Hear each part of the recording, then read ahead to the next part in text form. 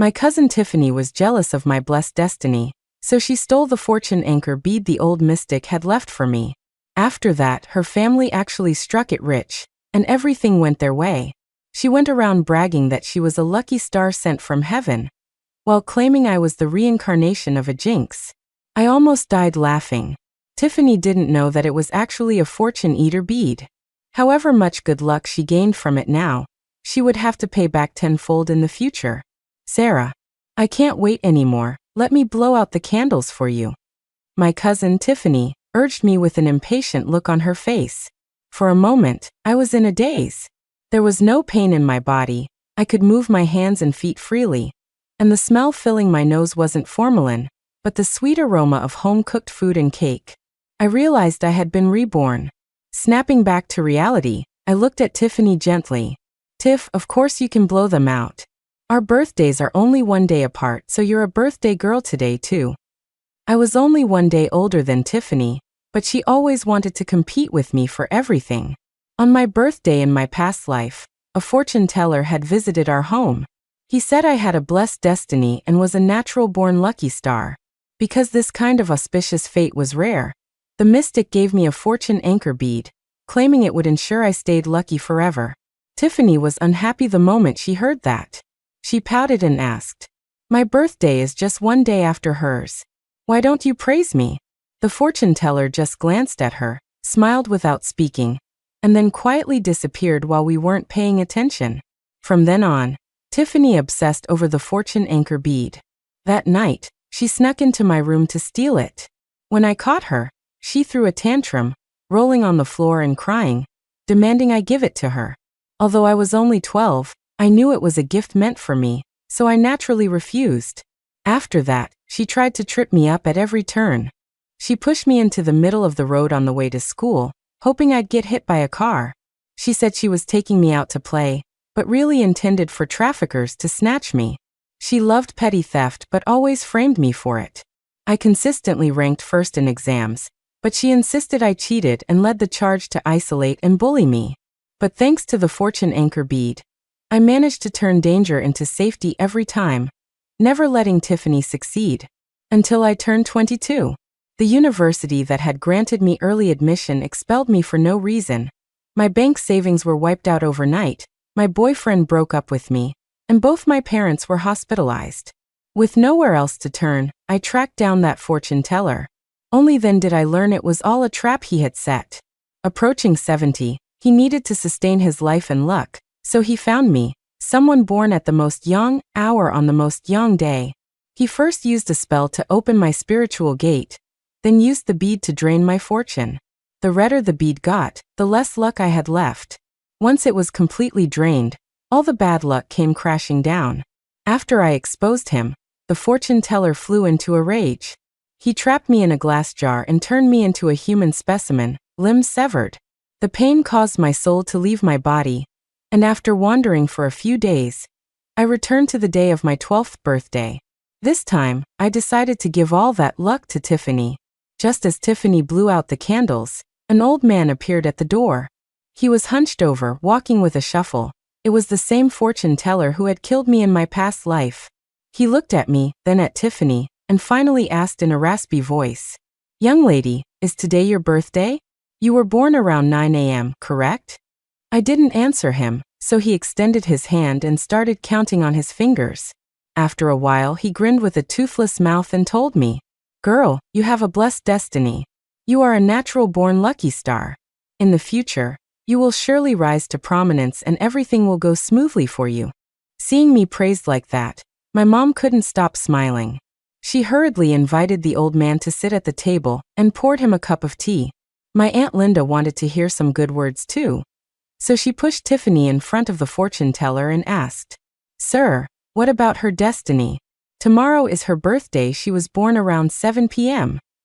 Just like in the previous life, the fortune teller merely glanced at Tiffany with a faint, unreadable smile and said nothing. Then he lowered his head, took a bead from his pocket, and handed it to me. "Little girl, I've traveled north and south for many years, and this is the first time I've seen a destiny as full of fortune as yours. I'll give this bead to you. It can anchor your luck and keep you lucky for a lifetime." Seeing herself ignored, Tiffany was instantly unhappy. She pouted and glared at the old man. Hey, you old geezer, are your ears bad and your eyes broken? My birthday is only one day different from hers. Why do you praise her and not me? She's not even as pretty as I am. After saying that, Tiffany roughly snatched the crystal clear bead and clutched it in her hand, refusing to let go. I didn't snatch it back like I did in my past life. Instead, I looked at Tiffany's outfit and flattered her. Hey Tiff, that bead matches your clothes so well. You look even prettier now. Tiffany lifted her chin proudly and looked at the fortune teller provocatively. For a brief second, no one saw the sinister look in the fortune teller's eyes. When he looked up at Tiffany, he switched back to a benevolent expression. Since you like it, I'll give it to you. Remember, this bead will slowly turn red. The redder it gets, the more robust your luck is. Just make sure not to let it get stained with blood. I listened with downcast eyes, silently curling the corners of my mouth. Tiffany wore the bead that very day. The next day on her birthday, she had a sudden whim to buy a lottery ticket. She ended up winning $10,000. $10,000, in our rural town at that time, was a huge sum of money. This made Tiffany incredibly smug. She ran over to brag to me. Sarah, oh Sarah, didn't they say you were the lucky star? How come I'm the one who won? Sigh. $10,000. I can buy so many good things. Uncle Dave and Aunt Linda were overjoyed. To reward Tiffany, they decided to use the money to take her on a trip to the city. Whether it was divine guidance or fate at work, when Tiffany arrived in the city, she didn't go to the amusement park or the mall. Instead, she wandered down a potholed road to a dilapidated courtyard house and told her dad to buy it. It was a small farmhouse on a 3,000 square foot lot. Because no one had lived there for years, it was falling apart, looking like an abandoned dump. Her parents couldn't understand why Tiffany wanted to buy such a piece of junk. Tiffany didn't explain. She just pointed to the phone number posted on the wall and made her dad call. The owner, hearing that someone finally wanted to buy his property, was so excited he rushed over immediately. Afraid they might change their minds, he even voluntarily dropped the price by $2,000. So Tiffany's family became the new owners for just $6,000. When this news reached our town, they instantly became the laughingstock of the community. Did Dave lose his mind? Spending that much money on a pile of rubble? That cracks me up. Exactly. He really thinks just because his daughter won the lottery once, she's a lucky star? Thinking buying trash will turn it into gold? I think he's possessed. Ha ha ha, it really is funny. Just wait and see, they'll regret it. My parents felt bad for them, and even went to persuade Uncle Dave to get a refund. $6,000. Why not save it for something useful?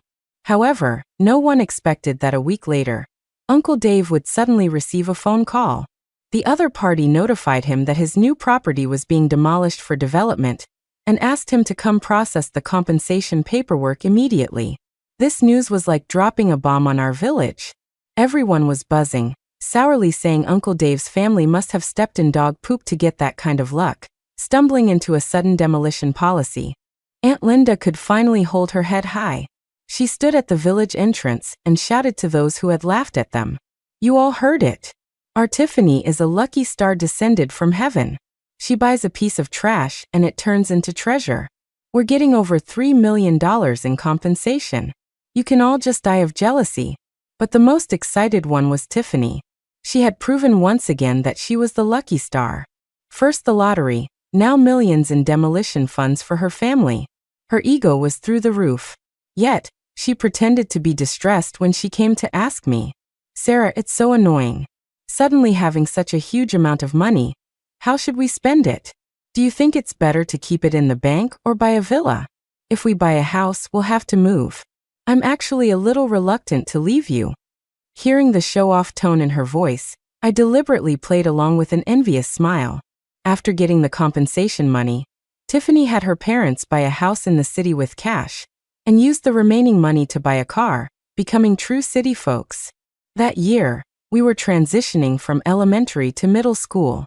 Tiffany once again displayed the power a lucky star should have, getting into the city's top prep school with the highest score in the entire district. When this news came out, the whole school was in an uproar. Tiffany was usually a complete slacker, so the fact that she could crush so many straight-A students and take first place within 6 months was unbelievable. When she found out I had barely scraped into the same school with the lowest passing score, Tiffany led her parents back from the city, 100 miles away, just to brag to me. "Oh, Sarah, I didn't think the test was that hard. How did you get such a low score? You're usually so smart, but you couldn't even beat me. Looks like I'm the real lucky star." The immense joy made Uncle Dave and Aunt Linda unable to resist gloating. "Exactly. Our Tiffany is definitely the lucky star. That fortune teller wasn't entirely right. Your Sarah hasn't brought your family any good luck. Look at our Tiffany, she makes us look so good." My parents were already unbalanced by Uncle Dave's sudden wealth. Hearing these insults wrapped in boasting, they finally snapped and retorted sarcastically. "Ditch. What's the rush? Wait until she gets into Harvard or Yale with top scores before you come showing off. Is it worth coming all this way just to brag? The roads in the country are dark and slippery. Be careful you don't drive into a ditch and forget who's supposed to be enjoying the good life." Being typical rural folks, Aunt Linda immediately heard the curse in my mom's words and jumped 3 feet high in anger. "How dare you, Susan? Cursing my family like that? With a heart that venomous, you deserve to never succeed in this life. A family of jinxes like yours should just rot in this countryside and stay poor losers everyone despises." When wives fight, brothers fall out. The 4 of them cursed at each other, and their former friendliness completely fell apart in that moment. Before this, I had warned my parents to just focus on living our own lives and not to envy others. But seeing Uncle Dave's family all the time, how could they not feel envy, jealousy, and hate? Now it was perfect. As long as the 2 families were estranged, when their bad luck hit later, it wouldn't splash onto us. As she left, Tiffany gave me a provocative look. That look clearly said, "Just you wait. Sarah, I'm going to make you lose miserably." I glanced at the fortune anchor bead on her neck, which had already turned red, and couldn't help smiling. I silently replied in my heart, "All right, I'm waiting. I also want to see exactly how you'll die." Tiffany and I were in the same school but different classes, yet I heard rumors about her every day. She slept through every class but managed to get full marks on every test. No matter how complex the problem, she could solve it at a glance. Combined with puberty hitting her, Tiffany blossomed. She slowly became known as the campus beauty queen and genius scholar. Teachers praised her brilliance. Classmates called her amazing. The tidal wave of compliments and flattery made Tiffany float on air, and naturally, she couldn't resist rubbing it in my face. She brought a few lackeys to block my classroom door every recess. On the surface, she was making small talk, but every sentence was laced with sarcasm. "Sarah, is the academic pressure too much lately? Look at you breaking out in acne. You're so ugly. I think these problems are so simple. Why are you struggling so much? TSK, only a 78? Don't tell anyone you're my cousin, it's humiliating. How about I tutor you? Rub off some of my luck. It's a benefit many people want but can't get." Success made her increasingly arrogant, but this time I didn't compliment her like before. Instead, I glanced disdainfully at her coarse hair and oversized clothes, snapping back. "Who wants your luck? Look at you, aren't you guys rich now? Can't your family afford a maid to help you with hygiene? Or a stylist to fix your look?" Ever since Tiffany's family spent that $3 million, her parents had been eyeing her scholarship money. They quit their jobs and just lay around the house every day, waiting for Tiffany to support them. Tiffany had tried buying lottery tickets multiple times since then, but she never won again. She didn't know that the reason she couldn't reuse the luck was all because of the bead. Any fortune that appeared was ultimately absorbed by the bead. The redder the bead, the less luck she had left, and the closer she was to disaster. Criticized by me like this, Tiffany instantly flushed red and explained urgently, "Who said my family can't afford it? I just got blown by the wind, that's all. If you don't know anything, shut up. Hillbilly." I scoffed coldly. "Stop posing. Aren't you a lucky star? How come you haven't won the lottery again? Tiffany, if I were you, I'd go for big money. Do you understand stock investment? Have you heard of mutual funds? You only know petty little tricks. A flash of confusion crossed Tiffany's eyes. She didn't react to what I said for a long time. After all, she was just a 13-year-old kid. How could she understand investment? But I did. In my last life, shortly after I got the bead, someone guided me in investments. I took my parents and followed the experts' advice step by step, and our family quickly achieved financial freedom. Just like Tiffany's family now, driving luxury cars, living in mansions, the multimillionaires everyone in the county looked up to. By 18, I had over 10 million in my personal account. After being admitted to a top university, I founded several companies and found a boyfriend I adored. We were a perfect match, like-minded partners trusted by each other, the golden couple everyone praised. Until I turned 22.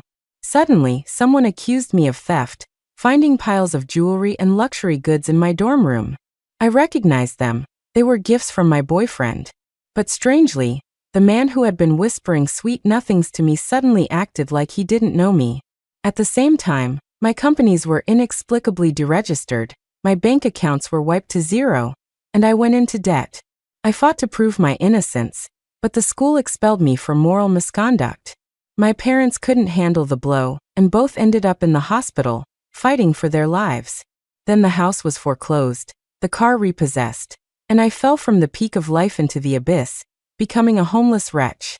Desperate, I found that fortune teller. Only then did I know it was all a trap he set for me. From the moment he approached me, all the good luck was just a smokescreen to open my spiritual gate.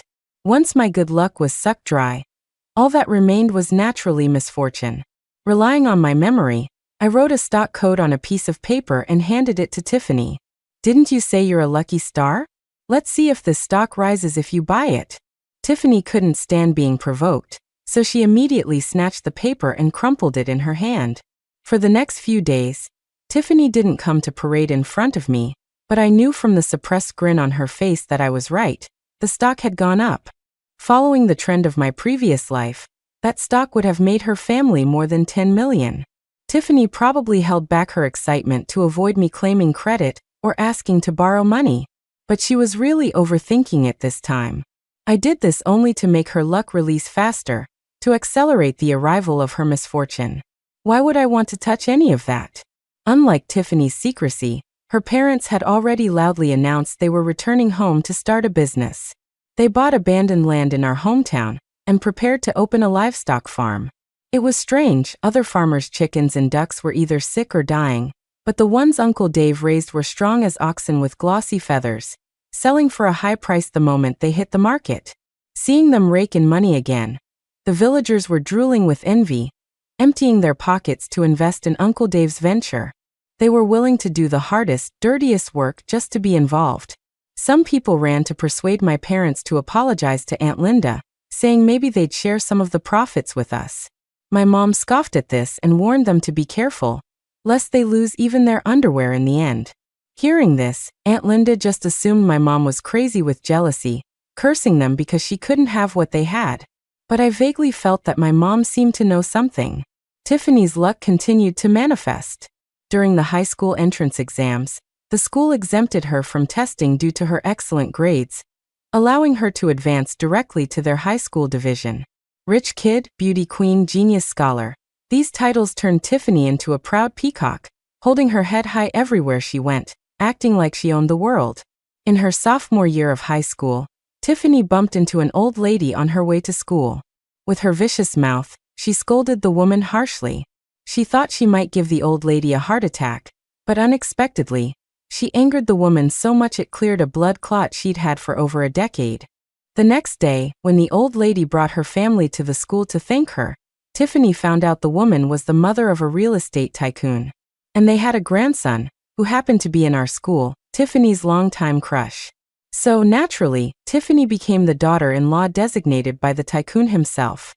He promised that after they graduated, he would send them both abroad to study, and they would inherit the family business and fortune. If the previous manifestations of luck only gave Tiffany a taste of being a lucky star, this news threw her straight into a honeypot, making her walk on air. Wherever she went, crowds of girls discussed her with envious eyes. What kind of lottery luck is this? How does she encounter such rare events? Anyone else would have been sued for everything they own. Which direction do I need to pray to for this luck? She's beautiful, gets good grades, her family is rich, and now a wealthy boyfriend is being hand-delivered by his parents? Did she save the galaxy in her past life? I'm tired of saying the word envious. I wish I could be in her class to rub off some luck and pass my midterms. Tiffany found me with a spring in her step, waving several early admission letters, and the engagement token the tycoon gave her. Sarah, open your eyes and look closely. These are things you'll never get in your pathetic life, but I can possess them all effortlessly. Can't help it, I'm a natural-born lucky star. You can't envy what you can't be. But don't be sad. If you can't make it in the future, come find me. Maybe I'll toss you some scraps. They say happy events refresh the spirit, and Tiffany was indeed glowing. Even the fortune anchor bead on her neck was emitting a faint crimson light. Catching my gaze, Tiffany touched the bead smugly. Sarah, the fortune teller was really accurate. The redder it is, the more prosperous I am. I wanted to share some luck with you, but reality doesn't allow it. Seeing Tiffany's smug face, I said faintly, Tiffany, don't you get it yet? This bead is sucking your fortune. Your good luck is coming to an end. Tiffany naturally thought I was cursing her, and her face instantly changed. How dare you, Sarah? I was even thinking of helping you later, and you curse me like this? Like mother, like daughter.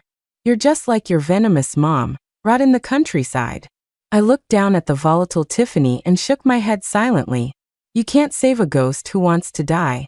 I warned her and she wouldn't listen, so what could I do? Tiffany turned around in a huff and accidentally bumped into a boy's nose. Watching the boy's nosebleed start, I couldn't help but think. The show is finally starting. Tiffany frantically tried to wipe the blood off the boy while clutching her chest, coquettishly blaming him for scaring her. Just as Tiffany's blood-stained hand touched the bead, I seemed to see a flash of light. Suddenly, something felt different. I watched the boy frown, shove Tiffany away impatiently and say, "Are you blind? You ran into me." Tiffany froze. Usually in her class she was the center of the universe. Who dared to speak to her like that? Especially a boy. Shouldn't they all be worshipping at her feet? But right now, the boy rolled his eyes and pushed her away again. "What are you looking at, you ugly freak? Get back to your class, looking at you makes me sick." Tiffany was completely stunned. She subconsciously retorted, "I think you're the blind one. Do you not know who I am, or are you playing hard to get? I'm Tiffany, the school beauty." As soon as she said this, the whole class burst into laughter, especially the girls in the front, who looked ready to write "ugly attention seeker" on Tiffany's forehead. It completely shattered her confidence. She reached up to touch her face, then suddenly sprinted toward the bathroom like a maniac. Moments later, a scream that pierced the sky echoed from the restroom. Tiffany had turned ugly. Her originally fair face was now covered in crater-like acne and ugly spots. Her skin was as dry and shriveled as a dehydrated sweet potato, looking like a malnourished refugee who had weathered too many storms. Unable to accept this massive change, Tiffany ran back frantically to question me, asking if I was behind it.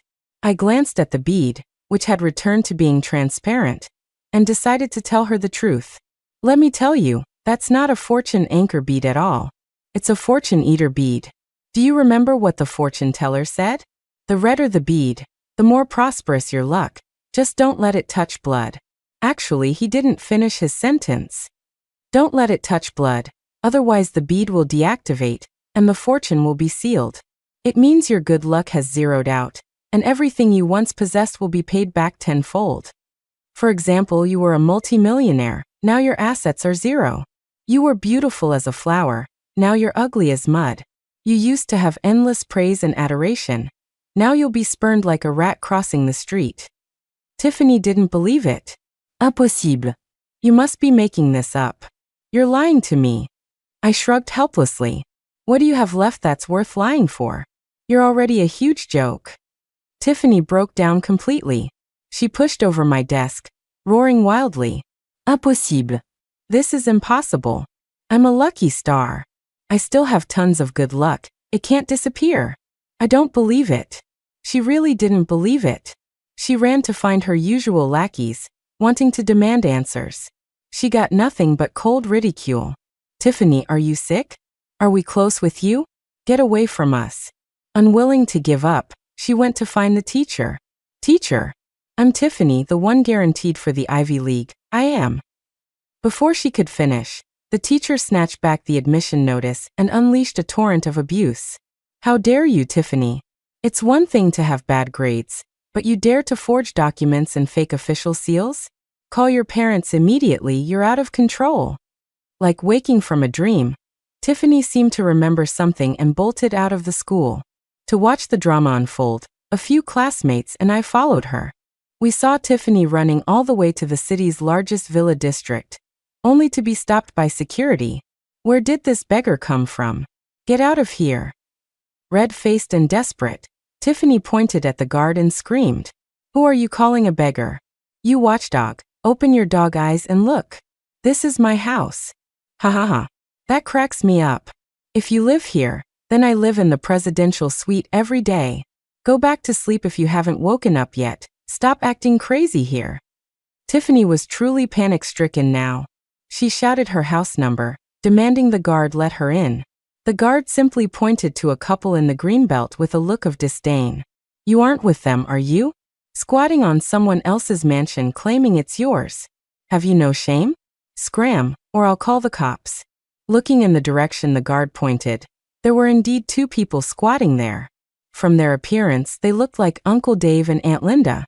Tiffany couldn't care less about appearances anymore.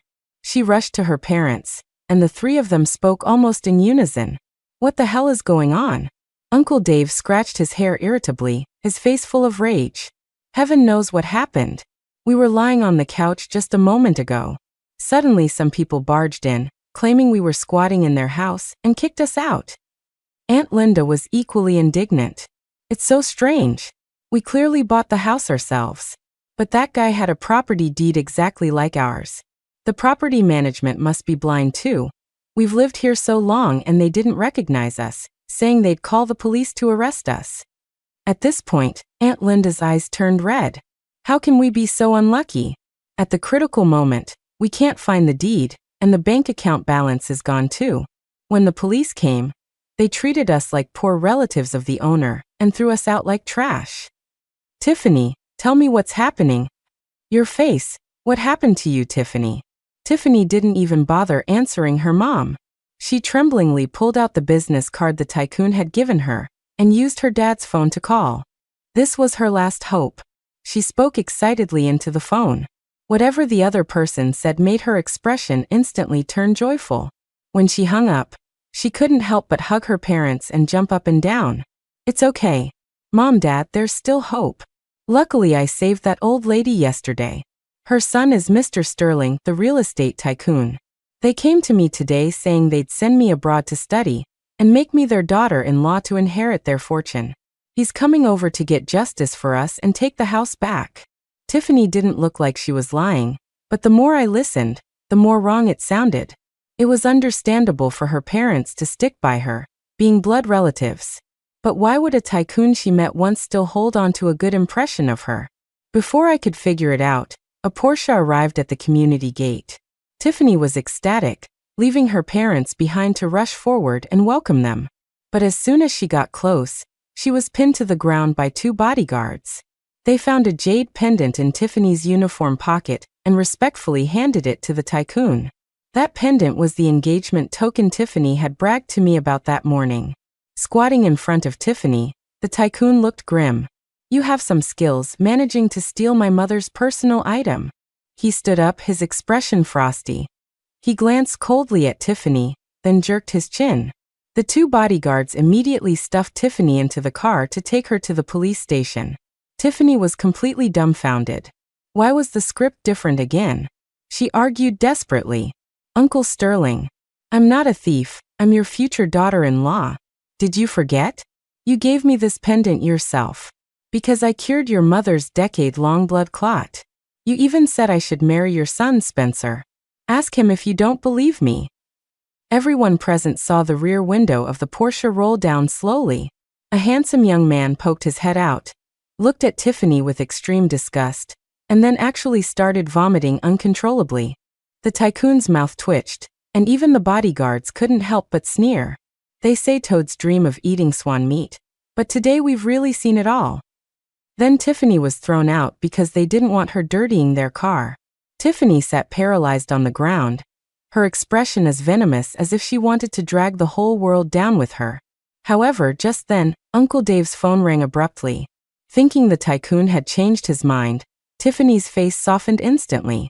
She scrambled up from the ground, snatched the phone, and impatiently put it on speaker. So I heard another piece of good news. Dave. Something happened at the farm. Get back here now.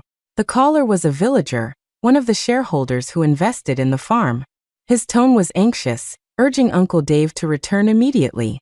The trouble must have been serious. After hearing this, Uncle Dave stood there as if struck by lightning, looking like he'd lost his soul. Aunt Linda looked equally miserable. Clearly, she had heard it too. Though her body went limp, she forced herself to follow Uncle Dave back to our hometown. As for Tiffany, with her disheveled hair and an expression hovering between laughing and crying, she looked like a maniac chasing after the couple. I followed them back home. As soon as we reached the village entrance, we saw Uncle Dave's house completely surrounded by villagers. In front of them was a mountain of animal carcasses. Those were the poultry from Uncle Dave's farm. The vet said Uncle Dave had fed the chickens and ducks excessive hormone drugs to make them grow so well, which caused the mass death. My parents weren't surprised at all upon hearing the news. Instead, they wore, I knew it expressions. I almost suspected they had been reborn too, but they just scoffed and told me, whatever your uncle raises always dies. The fact that things went so smoothly for him meant he was definitely using some underhanded methods. The villagers were furious. Their life savings had gone down the drain because of Uncle Dave's brainless actions. They surrounded Uncle Dave and Aunt Linda, clamoring for compensation. With no other choice, Uncle Dave feebly promised to compensate the villagers, allowing the farce to slowly settle down. However, the fire that seemed extinguished was redirected by Tiffany toward our family. I had never seen Tiffany like this. Her face was twisted, and combined with her ugly appearance, her breaking into my house in the middle of the night was truly bone-chilling. You bitch. I figured it out. This has everything to do with you, doesn't it? Tiffany screamed at me viciously. You deliberately found that fortune teller. Deliberately let me snatch the bead. Deliberately let me be the lucky star. You and that mystic are partners. You just wanted to see me become a joke, right? Sarah, you bitch. You'll die a horrible death. She was ready to perish together with me, rushing at me with a sharp knife. I didn't dodge. Instead, I smiled and told her, you're right, Tiffany. I am partners with the fortune teller. Because your destiny was too good, it attracted him. He gave me a sum of money to play along with his act. Tiffany stopped in her tracks. I continued, now all your fortune has been sucked away by him. Everything you once owned belongs to him. So what's the use of killing me? If you go to jail for this, wouldn't you just be helping the fortune teller even more? So the person you should kill isn't me, it's him. I lifted my wrist to check the time and laughed deliberately. But it's a pity, time is running out. The fortune teller said once luck is drained, it can't be redeemed if too much time passes. The only way is to take him out to get back what belongs to you. I glanced at her with disdain. But looking at you now, how could you possibly take him down? Just accept your fate. A lifetime passes quickly. Tiffany finally walked out. She not only left my house but also left her parents. She found out the fortune teller's location and tracked him down. I don't know if she found him right away, but later, I saw a news report. A fortune teller was stabbed 18 times and died on the spot. I scoured the online reports and finally saw the perpetrator's profile in a live broadcast. She hadn't changed at all, still as ugly and defeated as ever. Actually, I lied to Tiffany. Whether the fortune teller died or not, her situation couldn't change, because some things, once lost, are lost forever. I just used Tiffany's unstable, extreme psychology to help me get revenge. I didn't feel any guilt. After all, everyone has to pay the price for their greed. Whether it was coveting that beautiful bead at 12, or lusting after fame and fortune at 18. You can never escape it. Tiffany's final price was being taken away by the police. She was sentenced to life imprisonment for intentional homicide. For her, living behind bars, not having to experience the fickleness of human nature, or care about others' strange looks, might actually be a kind of blessing. When the official verdict came down, I happened to receive my admission letter. It was from my dream school. It was a pity Aunt Linda, who was so sure I wouldn't get into college, couldn't see it. Ever since Tiffany ran away, Uncle Dave's family was completely broke. Countless villagers came to collect debts every day. Forced into a corner, Uncle Dave and Aunt Linda had to sell their house and move deep into the mountains, building a straw hut just to survive. To think they once drove luxury cars and lived in mansions, parading through town. Now they cowered like rats in the street, humiliated. The wheel of fortune really does turn. At that moment, sitting on my doorstep listening to my parents' light-hearted laughter, I suddenly understood the meaning of my rebirth. I think Tiffany must have realized by now that compared to unrealistic pursuits like money, fame, beauty, and ambition, having a healthy body and family sitting idly together is the true symbol of good fortune. The end.